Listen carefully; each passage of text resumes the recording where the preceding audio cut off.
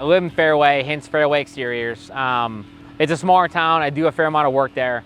I love the community. We love the people. Me and my wife moved from Chicago years ago, and like it just felt so different. Like we joke and tell people it's the San Francisco of the Midwest. It's hilly. You got topography. You have all kinds of cool, just good-looking stuff around there, the plaza and little shops and stuff. So like we're involved in the community there, and I do 4 or 5 jobs a year. The interesting thing there is, man, the homes are so old.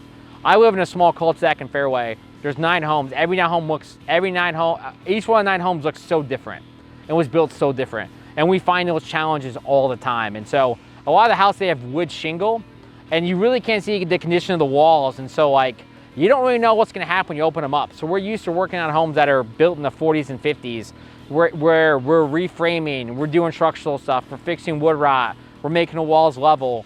A lot of times there's actually not a wall there. Like that's come up too in Fairway, where it's just a bunch of slats and we gotta actually rebuild the wall so we can put hardy over it. The big challenging thing though is that nothing's flush or plumb or square. You see it on the inside, same thing on the outside.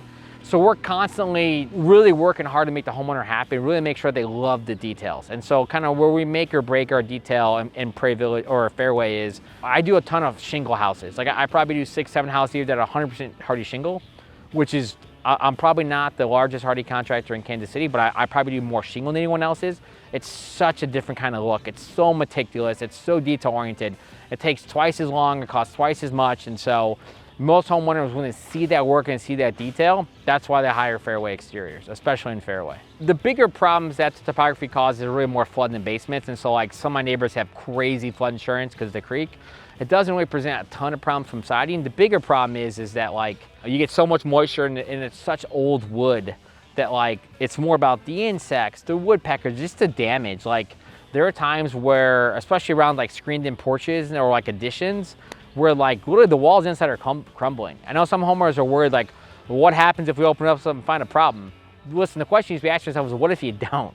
So like you just want to have it keep failing until like the drywall bursts on the inside. Like, and so a big thing for us is really just making sure that we could push water away from the house, having good gutters, having gutters kind of flow the right way away from the house, having the right gutter guards. But then really it's more about like just repairing all the damage from all the moisture and insects and woodpeckers over the years. It's funny, as I worked at Hardy, you hear people say, hey, you know, the great thing about Hardy is there's no such thing as cement peckers. That was like the corny, weird joke when I worked there 15 years.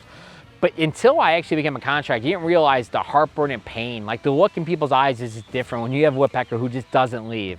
And the reality is they love wood-based products, okay? And so if you replace cedar, if you replace smart side or masonite, any kind of wood with more wood, they're gonna go through it like a butter and a knife. That's just what they do, okay?